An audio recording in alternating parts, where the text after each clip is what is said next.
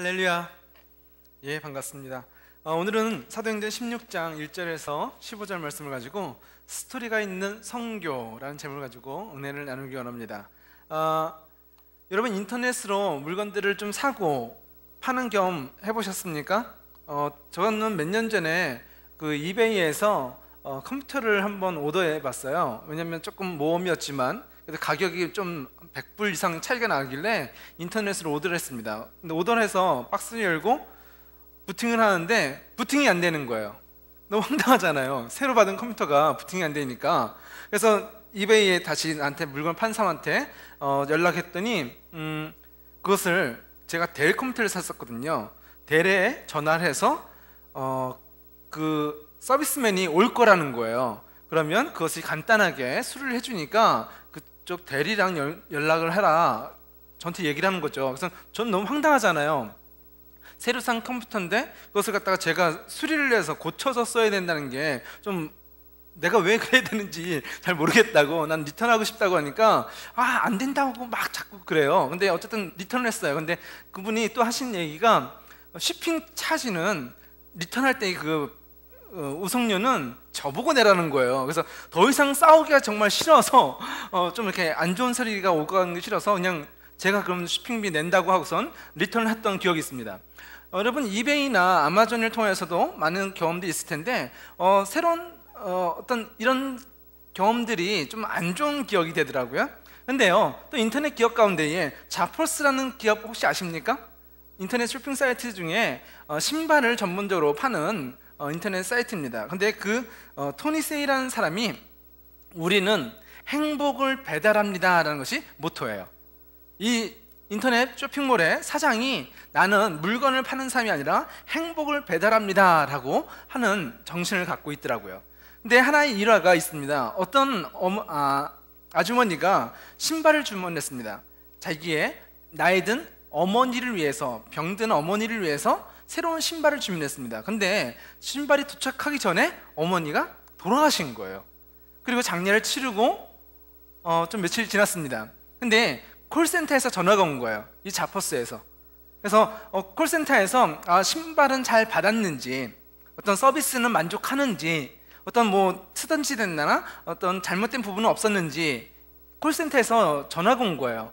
그러니까 그 아주머니가 우리 어머니를 위해서 이 신발을 오더했는데 우리 어머니가 돌아가셔서 장례를 치렀고 이 신발을 볼 때마다 어머니 생각이 나서 정말 마음이 너무 아프다. 근데 날짜가 많이 지났는데 혹시 이것을 리턴할 수 있겠느냐라고 콜센터 직원한테 얘기를 했대요. 그랬더니 그러면 우리가 직원을 보내줄 테니까 그것을 리턴하라고 이렇게 얘기했다는 거죠. 내가 쇼핑비를 내야 되는데 쇼핑비도 내가 내지 않고 기간도 지났는데도 이 콜센터 직원이 직원을 보내주고 그 요금도 안 받는다는 거였어요.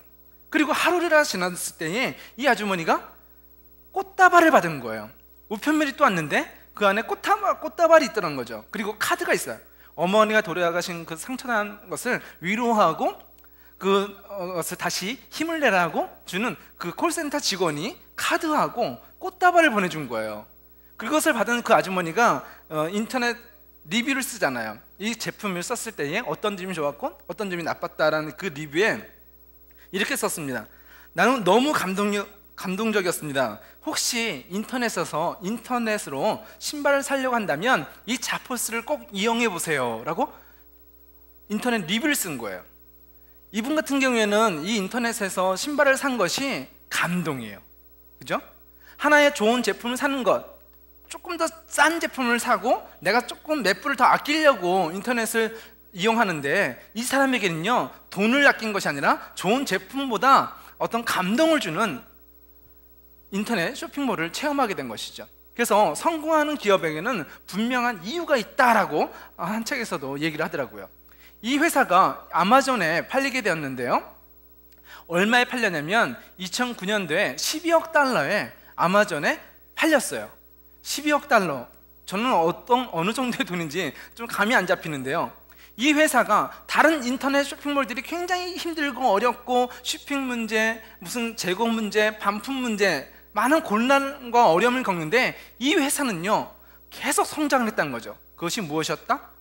물건을 파는 것이 아니라 행복을 배달한다라는 마인드를 갖고 사람들에게 물건을 준 것뿐만 아니라 감동도 주었기 때문에 이 회사가 이 어려운 시기 가운데서도 가장 성장하는 기업으로 서게 되었다라는 것이죠. 우리가 살아가는 데에서도요, 하나의 원칙들이 있고 사고 파는 것이 있습니다. 그런데 우리에게 필요한 것은 뭐냐면 물건도 필요하지만 우리의 마음을 따뜻하게 해주는 감동도 우리에게 필요하다는 것이죠. 오늘 사도행전 16장에서는요 사도 바울과 실라가 선교의 여행을 시작합니다. 근데 그 선교의 여행 가운데에 스토리가 있다는 거예요. 그냥 선교 열심히 하자가 아니라 그 선교 가운데도 감동을 주는 이야기들이 있다는 것이죠. 감동을 쫓아가서는 안 되지만 하나님의 사역에는요 분명한 세상 사람들과 다른 메시지와 감동과 은혜가 있는데 그 은혜들을 좀 우리가 알기 원합니다. 스토리가 있는 선교, 첫 번째 그것은 무엇이냐면 좋은 만남의 선교라는 것입니다. 16장 1절 말씀 보게 되면 바울이 더베를 방문하고 루스드라에 이르렀을 때 거기에서 디모데라는 젊은 제자를 만나게 됩니다. 디모데라는 사람은 어머니는 유대인이고 예수님을 믿는 사람이었으나 아버지는 그리스도인이었습니다 라고 얘기하고 있어요. 이방인이었다, 헬라파 이방인이었다라고 얘기하는 것이죠. 그리고 2절 말씀을 보게 되면 그 디모데가 뭐라고 소개하냐면 디모데는 루스드라와 이고니온의 신자들에게 평판이 좋았습니다 라고 얘기하고 있어요. 디모데가 어떤 사람이다? 참 좋은 사람이다 라고 얘기해요. 다시 말하면 감동을 주는 사람이란 거예요. 아, 그 사람 똑똑한 사람이다, 능력 있는 사람이다, 그런 것이 아니라 그는 그리스도인인데 예수를 믿는 집에서 태어났고 예수를 알고 있는데 그는 인격적으로 참 좋은 사람이다. 아, 그는 믿는 데서 정말 신실한 사람이다. 아, 그 사람은 똑똑한데 정말 별로 가까이 하고 싶지 않아, 그 정도의 사람이 아니라 그는 정말 믿음의 사람이고 정말 가까이 하고 싶은 사람, 감동을 주는 사람, 그 사람과 함께 있으면 행복해지는 그런 사람이다 라고 얘기하고 있는 것이죠. 그런데 디모데는 어디에 지금 살고 있죠? 루스드라는 지역을 바울이 지금 2차 선교여행을 떠나는데 1차 선교여행에서 그 루스드라라는 이름이 떠오르게 됩니다. 1차 선교여행은 C자 형태로 시작됐잖아요. 근데 루스드라가 이곳이에요. 근데 이곳에서 바울이 돌로 맞아서 거의 죽게 되었던 지역이 바로 루스드라예요. 근데 이 둘째 안디옥에서 선교여행을 이렇게 시작하게 되는데요. 2차 선교여행을 큰 원이 지역인데요. 지금 이곳에 루스드라에서 2차 선교여행에 왔을 때에 누굴 만났다? 디모데를 만났다는 것이죠. 루스드라 생각하면 어떤 기억이에요? 너무 고통스러워요. 내가 돌에 맞아서 사람들에게 죽을 뻔했으니까 정말 너무 아팠고 너무 상처 많은 지역이라서 감동? 난 쳐다보기도 싫어 하는 곳이 루스드라예요. 그런데 그 루스드라에서 새로운 감동을 만나요. 누구냐? 디모데라는 사람을 통하여서 바울은요 마음에 감동이 있는 거예요. 어떻게 이 젊은이가 이렇게 아름다운 모습으로 살아가고 있는가? 어떻게 이 젊은이가 예수 그리스도를 믿는 그 믿음이 얼마나 아름다운가에 대해서 사도 바울이 어떻게 했다? 마음에 감동이 있다는 거예요. 감동을 주는 만남, 아름다운 만남이 이 선교 여행에서 드러나고 있다는 것이죠. 3절 말씀 보게 되면 바울은요 그 디모데를 전도 여행에, 이 두 번째 떠나는 이 전도 여행에 디모데를 데리고 가고 싶었다라고 얘기하고 있어요. 그래서 바울은요 디모데에게 할례를 베풀었다라고 얘기하고 있습니다. 안디옥에서 문제가 생겼죠. 어떤 문제였죠? 유대파 그리스도인들이 모세의 율법을 지켜야 된다라는 주장을 하기 시작하면서 교회가 싸움이 생겼어요. 그래서 예루살렘에 가서 할례 없이도 우리는 그리스도로서 구원받은 하나님의 백성들입니다. 이방인 그리스도인들에게 무거운 율법이라는 할례라는 짐을 지우지 마십시오 라고 얘기한 것이 예루살렘에서 결정된 상황이거든요. 근데 그것을 이끌었던 바울이 지금 디모데에게 뭐라고 해요? 할례는 상관없습니다, 예수 그리스도를 믿는 믿음으로 구원받습니다 라고 얘기했던 바울이 지금 디모데에게 할례를 주었다라고 얘기해요. 뭔가 말이 다르잖아요. 할례 없이도 구원받을 수 있습니다, 믿음이 중요합니다 라고 얘기했던 바울이 지금은 디모데에게 할례를 주었다. 그것은 무엇이냐면 바울은요 할례에 대해서 얘기하는 것이 아니라 디모데에게 전도자로서의 어떤 좋은 만남을 줄 수 있는 키를 갖고 있다는 것이죠. 그 키는 뭐냐면 우리가 전도할 때에 이 사람이 믿음으로써 구원받는다는 사실도 중요하지만 유대인들을 전도할 때는요, 할례를 받는 것이 더 전도하기가 좋다는 거예요. 왜냐하면 이들은 할례에 대해서 너무 심각하게 생각하기 때문에 복음과 상관없이 이 율법, 할례 때문에 복음을 거부하거든요. 그런데 이 디모데가 믿음으로서도 거듭나는 사람이고 또한 할례를 받는다면 이 유대인들에게 전도할 때 더 도움이 되기 때문에 사도 바울은요, 디모데에게 할례를 주었다라고 얘기하고 있는 것이죠. 다시 말하면 이 디모데가 유대인에게도 좋은 만남을 줄 수 있는 사람이 되라라고 얘기하는 거예요. 디모데를 그냥 봐도 이 사람은 칭찬받는 사람이고 인격적으로 훌륭한 사람이고 아름다운 사람이지만 그가 전도자로 나아갈 때에 가는 곳마다 유대인에게도 아름다운 만남을 줄 수 있도록 사도 바울은 디모데에게 할례를 주었다라고 얘기하고 있는 것이죠. 두 번째, 사도 바울과 실라가 전도 여행 가운데에 그들이 보여줬던 스토리가 있는 선교는 무엇이냐면 신뢰, 믿음을 주는 선교를 했다는 것입니다. 16장 4절 말씀 보면 바울과 그 일행은 여러 도시를 다니면서 예루살렘에 있는 사도들과 장로들이 정한 규정을 사람들에게 전해 주었습니다 라고 얘기하고 있어요. 예루살렘 교회에서 이것이 우리가 믿는 믿음입니다 라는 것을 사람들에게 정확하게 전달하고 가르쳤다라고 얘기해요. 이 공부를 안 한다고 해서 천국 못 가는 거 아니에요. 이것을 몰라도 안 지켜도 예수 그리스도를 믿는 믿음으로 구원받아요. 그런데 우리가 그냥 아무렇게나 각자 믿음으로서 살아가는 것이 아니라 우리가 이 공동체에서 하나님의 말씀을 정하고 이것을 선포해 그 사건들을 갖다가 교리들을 이제 사람들에게 정확하게 가르치기 시작했다는 것이죠. 하나의 스펙, 정확한 툴을 사람들에게 전달했다는 것입니다. 지금 여러분 이 옆에 있는 벽을 보시면 그냥 플랫함처럼 보이지만 이 안에는요 프레임이 들어가 있어요. 16인치마다 저 위에서부터 아래까지 빔이 하나씩 들어가 있어요. 6인치짜리 빔이 16인치마다 들어가 있어요. 그리고 이 16인치마다 들어있는 그 빔에 12인치씩 스크루가 하나씩 박혀져 있어요. 모르시죠? 저는 이 건물을 다시 만들 때 계속 있었기 때문에 또 그리고 그 빔을요 다 세우고 12인치마다 스크루를 다 박은 다음에 시티에서 인스펙터가 와요. 그래서 그 사람이 하는 게 뭐냐면 빔을 16인치마다 세웠는가 그리고 스크루를 12인치마다 다 박았는가를 체크해요. 근데 저는 그게 너무 좋더라고요. 왜냐하면 내가 일하는 사람들한테 그거 똑바로 해야 돼요. 왜 지금 노세요? 놀지 말고 열심히 하세요. 제가 그럴 수 없잖아요. 그런데 이 인스펙터가 오면요 정확하게 체크를 하는 거야. 줄자로 딱 재가지고 이게 인치가 틀리면 다시 뜨더라고 그래요. 스크루가 인치가 틀리게 간격이 박혀져 있으면 그것을 다시 빼서 다시 박으라고 얘기해요.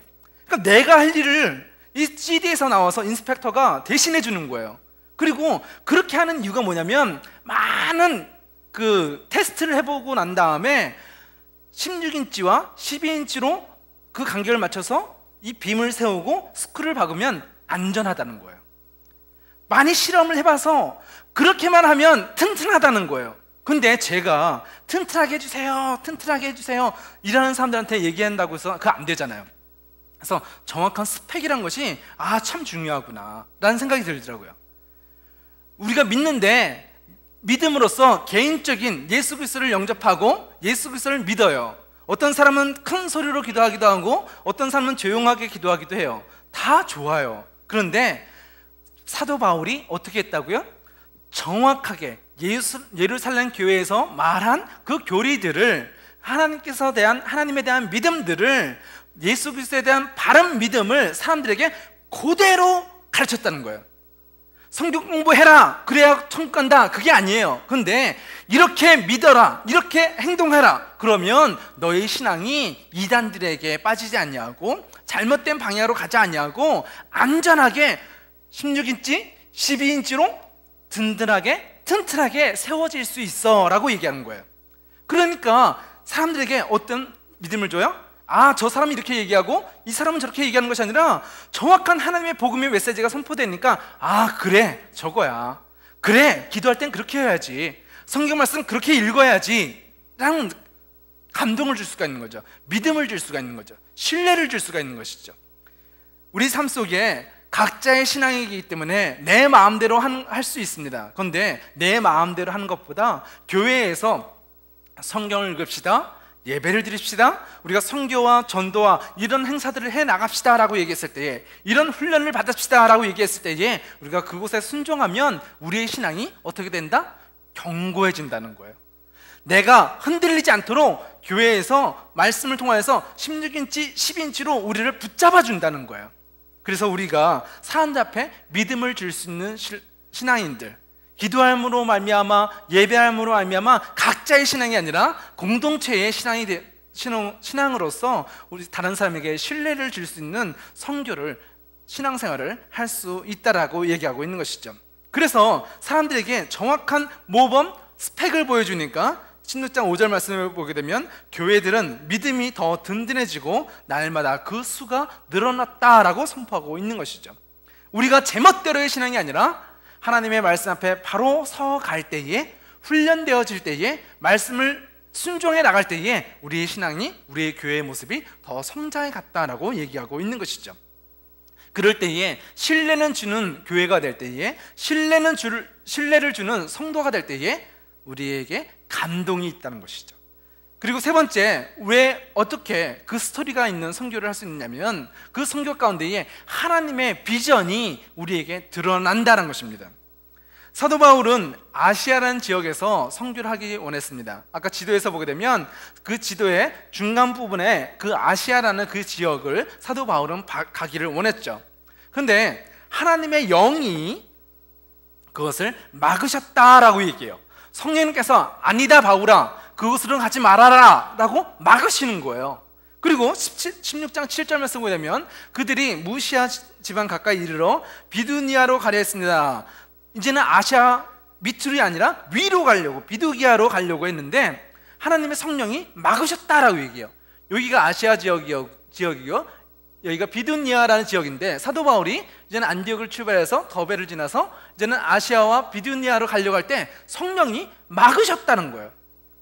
우리는 하나님의 일을 하려고 할 때 잘 계획을 세우잖아요. 사도 바울도 정말 어디가 필요할까, 어디에 가서 복음을 전하는 것이 좋을까라고 많이 고민했을 거예요. 사람들과도 이야기했을 것이고요. 그리고 플랜을 세워서 아시아라는 지역을 선택했고 비두니아라는 지역을 선택한 것이죠. 그런데 하나님의 계획은 달랐다는 거예요.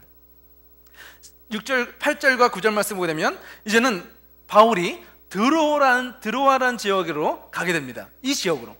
그리고선 이곳에서 사도 바울은 환상을 보게 돼요. 어떤 환상이냐면 꿈을 꾸는데 마게도니아, 이 건너편에 있는 지역에 있는 사람들이 바울에게 꿈에 나타나서 내게로 와서 내게로 오세요 라고 초청을 하는 거예요. 우리가 하나님의 계획을 세웠지만, 내가 하나님의 말씀을 전하기 위해서 정말 열심을 다했지만 하나님의 계획은 아시아도 아니었고 비두니아도 아니었다는 것이죠. 하나님의 계획은 어디? 마게도니아라는 지역에 사도 바울을 부르신다는 것입니다. 우리 인생 가운데에 내가 이것이 열심히 플래닝을 하지만 그 플래닝이 한 것이 하나님의 뜻과 다를 때에 우리는 그 길을 벗어나야 돼요. 하나님의 뜻은 마게도니아였는데 나는 열심히 아시아만 간다면, 나는 열심히 비두니아만 간다면 우리는 비전의 사람이라고 얘기할 수 없는 것이죠. 우리가 하나님의 영광을 위하여 살아간다고 아무리 계획할지라도 내 계획보다 우리는 어떤 음성에 순종해야 된다? 성령 하나님의 음성에 순종하여 나아가는 자가 되어야 되는 것입니다. 하나님께서 우리에게 주신 비전을 쫓아갈 때에 우리는 달려갈 힘이 생기는 것이죠. 비전이 없는 인생은 망하지만 하나님의 꿈으로 달려가는 인생은 포기하지 않습니다. 하나님의 비전으로 달려가는 인생은요, 그 마음속에 감동이 있어요. 내가 열심으로 내가 이렇게 해야 되는데, 나 이거 없으면 참 힘든데, 나 이거 없으면 정말 안 되는데 라는 정말 갈급함, 안타까움, 좌절을 갖고 살아가는 인생이 아니라 똑같은 어려움이지만 하나님의 비전을 향해 달려갈 때에 우리는 자신감이 있어요. 나 이거 없으면 쓰러지는데 라는 목적을 갖고 달려가면요, 비굴하게 돼. 좀 도와주세요 라고 얘기하게 돼요. 근데 똑같은 어려움이지만 돌에 맞아 죽을 뻔했지만 사도 바울은요, 당당합니다. 왜요? 그 길이 나의 길이 아니라 하나님의 길이기에 사도 바울은 그 비전을 향하여 당당하게 뛰어갈 수가 있는 것이죠. 어떤 어려움이 와도 똑같은 어려움 속에서도 그는 자신 있게 얘기할 수 있는 거예요. 왜? 그 가운데에 주님이 나와 함께 하시기 때문이라는 그 분명한 비전과 확신이 있기 때문인 것이죠. 그런 사람이 감동이 있는 사람이에요. 마음속에 하나님의 은혜로 정말 끓는 피를 가지고 살아가는 인생이라고 얘기할 수 있는 것이죠. 하나님의 비전을 봐야 됩니다. 그러기 위해서는 우리는 성령님의 음성에 귀를 열고 하나님께서 내게 말씀하시는 그 음성을 따라 이제는 아시아가 아닌 마게도니아를 향하여 달려나가는 저와 여러분이 되시기를 예수님의 이름으로 축원드립니다. 하나님의 비전을 향하여 달려나가는 인생은 감동을 주는 인생입니다. 그리고 네 번째, 그 인생은요, 어떤 감동을 주느냐면 복음을 증거하는 선교를 통하여서 사람들에게 분명한 하나님의 음성을 전한다는 것입니다. 환상을 통하여 이제는 바울이 아시아가 아니라 이제는 마게도니아로 출발을 하게 됩니다. 그곳에 갔을 때에 이제는 빌립보라는 곳에 도착을 하였고 13절 말씀 보게 되면 그 사도 바울 일행이 안식일에 기도처가 있을 만한 곳을 찾아 성문 밖 강가로 갔습니다. 우리는 그곳에 앉아 모여든 여자들에게 말하기 시작했습니다 라고 얘기하고 있는 것이죠. 선교 여행을 하면서 사도 바울이 힘썼던 것은 무엇이냐면 하나님 앞에 기도하는 것에 힘썼고, 두 번째는 온전한 복음을 증거하는 일에 최선을 다했다는 것입니다. 사람들에게 감동을 준다, 좋은 인상을 준다, 좋은 스토리를 준다, 중요하죠. 그런데 복음이 빠져서는 아무런 유익이 없다는 것이죠. 사도 바울은 사람들이 모여있는 회당을 찾아갑니다. 그리고 그곳에 기도하러 찾아온 사람들에게 예수 그리스도가 어떤 분이신지, 예수 그리스도가 이 땅에 오셔서 하신 일과 그분을 통하여서 우리가 어떻게 거듭나는지에 대해서 사람들에게 증거하기 시작했다는 것이죠. 마침 이 안식일에 회당을 찾아온 여인들에게 예수 그리스도의 복음을 증거하는 사도 바울의 모습을 보게 되었고, 그 가운데에 루디아라는 여자가 있었습니다. 루디아는 옷감 장수였다라고 얘기하고 하나님을 섬기는 사람이었다라고 얘기했어요. 그리고 그가 그 말씀들을 듣기 시작할 때에 하나님께서는 그녀의 마음을 여셔서 하나님의 복음의 메시지를 들을 수 있도록 인도하셨다라고 얘기하고 있어요. 이 여인에게 하나님의 말씀이 지식이 아니라 살아있는 주님의 음성으로 들려질 때에 이 여인에게는 감동이 있는 거예요. 은혜가 있는 거예요. 복음으로 말미암아 죽은 영혼이 생명 있는 영혼으로 바뀌어지는 역사가 나타나는 거예요. 죽은 사람이 일어나는 것을 봤을 때에 일어났네? 이렇게 얘기하는 사람이 있을까요? 안진뱅이가 앉아있다가 정말 평생 걷지 못하는 사람이 일어나는 것을 보고 이제 걷는구나, 그 정도의 감동이 있을까요? 아니죠.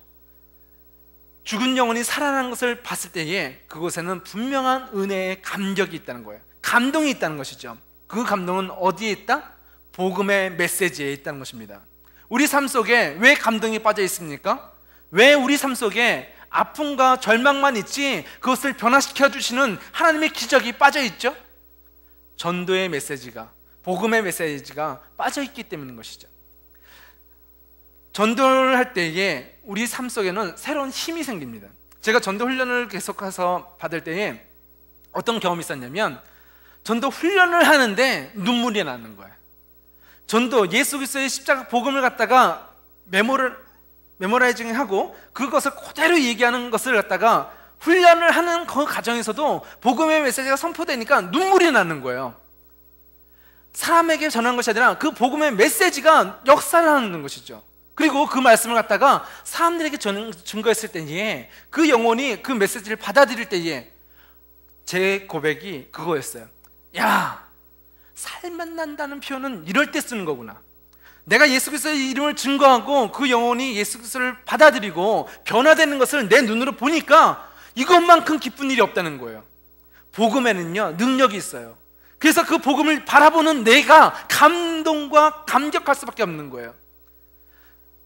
LA에 삼가하고 웨스턴에 이제 전도를 나갔습니다. 그래서 한 사람은 전도를 하고 있고, 저는 그 사람이 전도할 때에 중보기도 하고 무릎을 꿇고 기도를 하는데, 스페니시 사람들을 향해서 그 나랑 같이 나간 파트너가 전도를 시작했어요. 근데 제가 그 영혼을 위해서 기도하는데 그냥 눈물이 뚝뚝 떨어지는 거예요. 아니, 울려고 한 게 아니라 뭐 슬픈 일도 없어요. 근데 복음의 메시지, 하나님 이 영혼을 불쌍히 여겨주시옵소서, 이 영혼을 살려주시옵소서, 그 마음을 갖고 기도하는데 눈에서 눈물이 뚝뚝 떨어지는 거예요. 왜요? 하나님께서 이 영혼을 바라보는 그 마음이 느껴지는 거예요. 그 영혼이 불쌍한 거예요. 복음은 살리는 능력이 있습니다. 그 복음을 증거했을 때에 그 영혼들이 찾아와서 기도를 부탁하더라고요. 내가 어떻게 하면 예수를 믿겠습니까? 라고 얘기하는 것이 아니라 나를 위해서 기도해달라고 얘기하고, 복음을 증거했을 때에 말은 잘 통하지도 않고 조금 어눌한 것들이 있지만, 스페니쉬로 제가 잘 못하니까 그 사람들에게 잘 전할 수는 없었지만, 그 영혼들이 저한테 기도해달라고 부탁을 하고 저의 주위에 줄을 서서 기도를 받고 가는 거예요. 왜요? 복음의 능력이 그들의 마음속에 감동으로 다가왔다는 것이죠. 감동은 복음이 아닙니다. 그런데 복음이 있는 곳에는 감동과 기적과 은혜가 따라오는 거예요. 우리 삶 속에 이 감동이 회복되어야 될 줄 믿습니다. 여러분 삶 속에 전도하는 사람입니까? 여러분의 가정 가운데에 전도하고 계십니까? 여러분의 친구 가운데에 그 사람들에게 예수 그리스도를 알지 못하는 영혼들에게 전도하고 계십니까? 좋은 친구는 될지 몰라도 그 영혼을 감동시키지는 못하고 있는 것이죠. 그 영혼에게 필요한 것은 좋은 친구도 필요하지만 그 영혼을 살리시는 예수 그리스도의 십자가 복음이 필요한 것입니다. 우리가 복음을 증거할 때에 누가 그 마음을 여신다고요? 내가 잘 설득하는 것이 아니에요. 바울이 선포할 때에 성령이 루디아의 마음을 여셨다라고 얘기하는 거예요. 마음을 여시니까, 성령님께서 역사하시니까 복음은 예수 그리스도의 십자가 복음을 선포할 때에 그 영혼이 변화되는 것이죠. 우리 삶 속에 전도의 열정을 품으십시오. 그리고 그 전도는 내가 정령 지식을 잘 알아서 열심히 해서 그 영혼을 변화시키는 것이 아니라 성령님께서 여러분을 사용하시면 분명한 역사가 나타난다는 것입니다. 우리 삶 속에 이 복음을 전할 때에 우리 삶이 이제는 감동을 주는 삶으로 바뀌어질 줄 믿습니다. 마지막 5번째로, 스토리가 있는 선교는 무엇인가? 마음에 감동을 주는 선교라는 것입니다. 그 복음의 메시지를 들은 루디아가 15절 말씀에 어떻게 했냐면 보십시오. 루디아와 그 집안 식구들이 다 침례를 받았습니다 라고 얘기해요. 루디아가 자기만 예수를 믿는 것이 아니라 마음속에 어떻게, 아 그래 예수를 믿어야 되겠구나, 참 좋은 분이시다, 그 정도의 것이 아니죠. 그 정도의 것이 아니란 것이죠. 지식이 아니란 것이죠. 그 마음속에 변화가 일어났어요. 감동이 있어요. 예수 그리스도를 향해서 달려나가는 거예요. 근데 그 변화의 감동은 나 혼자 가서는 만족할 수 없어요. 이 예수님을 갖다가 가족들한테 얘기하고 싶은 거예요. 그래서 나만 침례받는 것이 아니라, 나만 세례받는 것이 아니라 우리 가족들을 데려와서 복음을 증거하고 그들을 다 데려와서 침례를 받고 예수를 영접하게 했다는 것이죠. 루디아는 제가 참으로 또한 이렇게 얘기합니다. 주님을 믿는 사람이라고 생각하신다면 저희 집에 오셔서 머물러 주십시오 라고 간청하여 바울 일행들을 데리고 갔다라고 얘기해요. 마음속에 감동이 있으니까 이 바울을 그냥 보낼 수가 없는 거예요. 왜? 내 마음속에 이 바울을 통하여 받은 이 은혜가 너무나 크기 때문에 그냥 멈춰 있을 수가 없는 거죠. 가만히 있을 수가 없는 거예요. 가족을 데려오고 침례를 받고 이 바울을 그냥 보낼 수가 없어서 자기 집에 끌고 가는 거예요. 저희 집에 꼭 오세요. 저희 집에 오세요.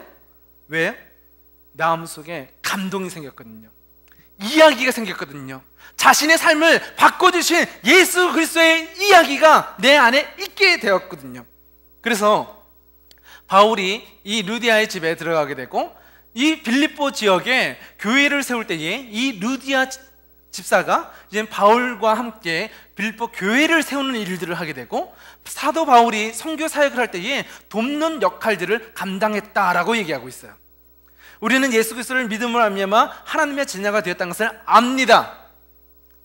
루디아도 압니다. 그런데 루디아는요, 아는 것으로 그쳐지지 않냐고 자신이 받은 은혜들을 갖다가 선포하여 나누어요. 내가 이 은혜를 받고 그냥 있을 수가 없어서 사도 바울을 영접해요. 사도 바울이 하나님의 사역을 하는데 그냥 옆에서 바라보는 것이 아니라 가만히 있을 수가 없어요. 왜? 내 마음속에 감격과 은혜가 넘치거든요. 그러니까 바울을 도와서 교회를 세우고 사도 바울이 일하는 그 사역들을 서포트하는 일들을 루디아가 했다는 것이죠. 마음에 감동이 있기 때문에, 은혜가 있기 때문에. 내가 하나님의 자녀가 되었는데, 은혜를 받았는데 여전히 가만히 있다? 여전히 조용하게? 여전히 그냥 그런 모습으로? 왜요? 지식은 있는데 감동이 없기 때문에요. 근데 루디아는요, 그렇지 않았다니까요. 루디아는 감동이 있는 거예요. 하나님을 알았다는 것에 그치는 것이 아니라 그 안에서 말하지 않고는 견딜 수 없는 불타는 심장이 그 루디아 가운데 있었다는 것이죠. 예전에 우리 설교 시간에 그런 얘기 했었죠. 참을 수 없는 것, 내가 참으려고 하지만 참을 수 없는 것, 그 가운데 재채기가 있다라고 얘기했고, 하품이 있다고 얘기했고, 참으려고 해도 참을 수 없는 것이 어떤 사랑이라고 얘기했는데, 오늘은요 정말 참으려고 해도 참을 수 없는 감동이 있는데 그것이 십자가의 은혜예요. 십자가의 은혜를 내가 경험하면 내가 가만히 있을 수가 없는 거예요. 루디아가 하나님을 아는 사람이었지만 사도 바울을 통하여 예수 그리스도의 십자가의 복음을 듣게 되니까 가만히 있을 수가 없는 거예요. 주의 종을 영접했고 교회를 세웠고 교회를 서포트하는 일들을 하게 되는 것이죠. 여러분은 예수를 믿으면서 어떤 모습으로 살아가고 계십니까? 감동이 없기 때문에 그냥 앉아있다가 다시 돌아가십니까? 주일이니까 예배 왔다가 예배 드리고 세상에 나가서 내가 좋아하는 사람들과 거기서 감동을 받고 계십니까? 그러나 그것은 신앙생활이 아니죠. 루디아와 같은 그 은혜의 감동이 오늘 이 예배의 자리에 회복되어지기를 예수님의 이름으로 축원합니다. 우리 가운데 오셔서 나를 변화시켜 주신 예수 그리스도, 십자가의 복음으로 말미암아 이제는 사망에서 생명으로 우리를 건져주신 하나님의 사랑과 예수 그리스도의 십자가의 은혜가 우리 마음속에 지식이 아닌 감동으로, 감격으로, 은혜로 회복되어질 때에 우리는 가만히 있을 수 없다는 것이죠.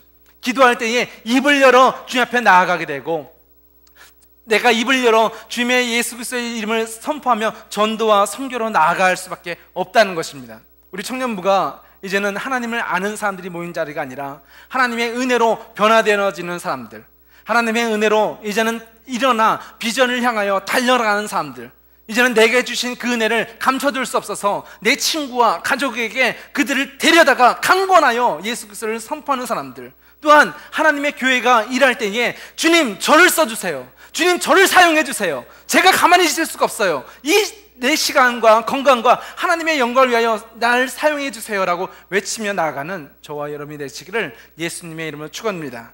그래서 우리는 스토리가 있는 성교, 감동을 주는 인생, 하나님을 감동시키고 사람들을 감동시킬 수 있는 복음의 사람들이 되시기를 예수님의 이름으로 축원합니다. 기도하시겠습니다.